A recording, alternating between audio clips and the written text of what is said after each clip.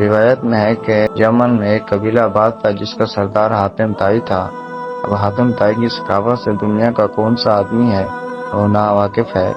رسول اللہ صلی اللہ علیہ وسلم کے زمانے میں کچھ لوگ جب قید ہو کر آئے اور آپ علیہ السلام کو یہ پتہ چلا کہ ان قیدیوں میں حاتم طائی کے قبیلے کی ایک خاتون بھی ہے، جو حضور پاک صلی اللہ علیہ وسلم نے ارشاد فرمایا کہ خاتون کو رہا کر دیا جائے۔ خاتون کو جب رہائی کی خوشخبری سنائی گئی تو اس نے یہ کہہ کر آزاد ہونے سے انکار کر دیا کہ میرے ساتھ قبیلے کے دوسرے افراد بھی ہیں۔ آپ علیہ السلام نے پورے قبیلے کو آزاد فرما دیا، مال و غنیمت بھی واپس کر دیا، نہ صرف اپنی طرف سے انعام و اکرام سے نوازا بلکہ بینفس نفیس سرحد تک چھوڑنے کے لیے تشریف لے گئے۔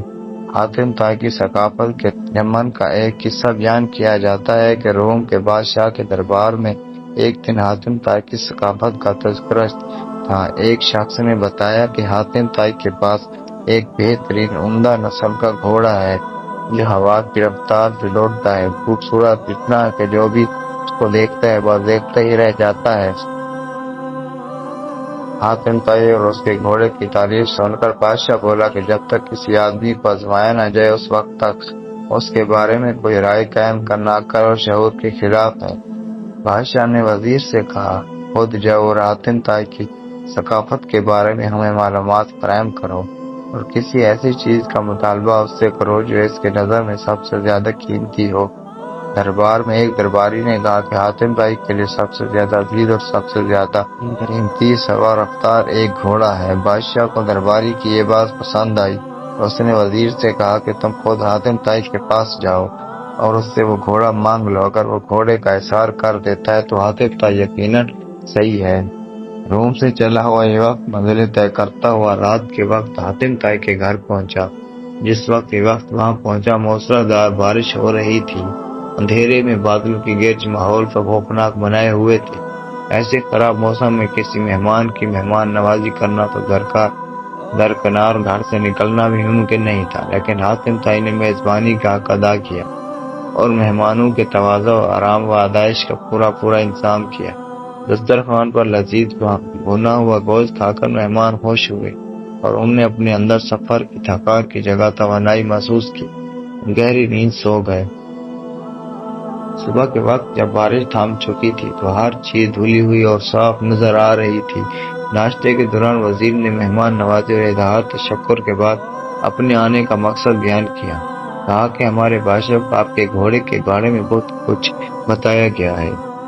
گھوڑے کی تعریف سن کر بادشاہ چاہتا ہے کہ آپ اپنا گھوڑا بادشاہ سلامت کی خدمت میں نظر کر دیں۔ وزیر کے بات سن کر حاتم افسوس کے ساتھ ہاتھ ملنے لگا اور بہت افسردہ ہو کر بولا، اگر آپ گھوڑا ہی لینے آئے تھے تو یہ بات آتے ہی مجھے بتا دینی چاہیے تھی، لیکن اب میں مجبور ہوں اس لیے کہ میرا پیارا گھوڑا اس دنیا میں نہیں ہے۔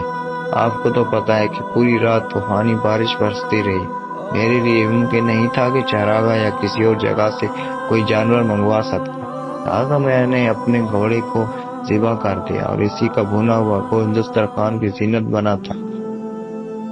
وزیر حاتم طائی کی یہ بات سن کر حیران رہ گیا۔ بادشاہ سلامت کو جب یہ سارا واقعہ جا کر سنایا تو اس نے بھی حاتم طائی کی ثقافت کی بڑی تعریف کی۔ قبیلہ بنی طے کے سردار حاتم طائی کے بارے میں یوں رقم ہے، ایک بادشاہ نے حاتم طائی کی اتنی شہرت سنی کہ بادشاہ نے محسوس کیا کہ اس کی شہرت، اس کا نام، اس کی عزت حاتم طائی سے کم ہے۔ بادشاہ کا دل بغض اور حسد سے بھر گیا۔ اس کے دل میں یہ وسوسہ آ گیا کہ جب تک حاتم زندہ ہے مجھے حاتم سے زیادہ عزت و شہرت نہیں مل سکتی۔ شیطانی ذہن کو استعمال کرتے ہوئے اس نے ایک چلاک، فساد پسند اور لالچی شخص کو اس بات پر مأمور کیا۔ وہ حاتم کو قتل کر کے اس کا سر اٹھا رہا تھا۔ وہ حاتم طائی کو قتل کر کے اس کا سر اٹھا لائے۔ کرائے کا یہ دہشت گرد قاتل شخص اپنے ترکش پتیروں سے بھر کر اور تیز دھار تلوار کو میان میں رکھ کر حاتم طائی کے ملک کی طرف روانہ ہو گیا۔ جب وہ حاتم طائی کے علاقے میں پہنچا تو اس کی ملاقات ایک خوش رفتار، خوش مزاج اور بڑے ہی پرسکون شخص سے ہوئی۔ یہ شخص کرائے کے قاتل کو مسافر سمجھ کر اپنے گھر لے گیا اور ایسے پیار اور خلوص سے اس کی تواضع کی کہ کرائے کا قاتل اس کا گرویدہ ہو گیا۔ دوسرے دن جب مہمان نے رخصت ہونا چاہا تو رفتار و خوش اخلاق میزبان نے اصرار کیا کہ مہمان ابھی چند روز اور قیام کریں اور مزید خدمت کرنے کا موقع دے۔ کرایہ کے قاتل کے دل میں میزبان کی تکریم اور بڑھ گئی۔ اس نے کہا مجھے ایک ضروری کام درپیش ہے، اس لیے میں زیادہ دن نہیں ٹھہر سکتا۔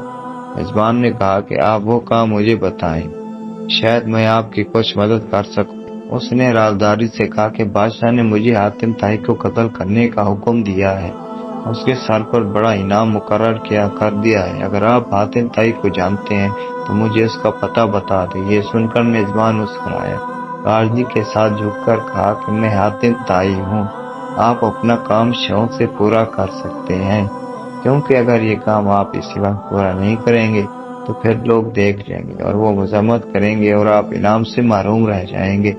حاتم کی یہ بات سن کر کرایہ کا قاتل اپنے میزبان کے پیروں میں گر گیا۔ اس نے اپنی تلوار اور تیروں سے بھرا ہوا ترکش پھینک دیا اور کہا کہ ایسے معزز سردار کے جسم پر پھونک مارنا بھی گناہ عظیم ہے۔ سخاوت کے بارے میں ایک مجلس میں حضور قلندر بابا اولیاء رحمۃ اللہ علیہ نے فرمایا کہ ایک شخص حضور صلی اللہ علیہ وسلم کی خدمت اقدس میں حاضر ہوا اور اس نے عرض کیا کہ یا رسول اللہ مجھے شہد چاہیے۔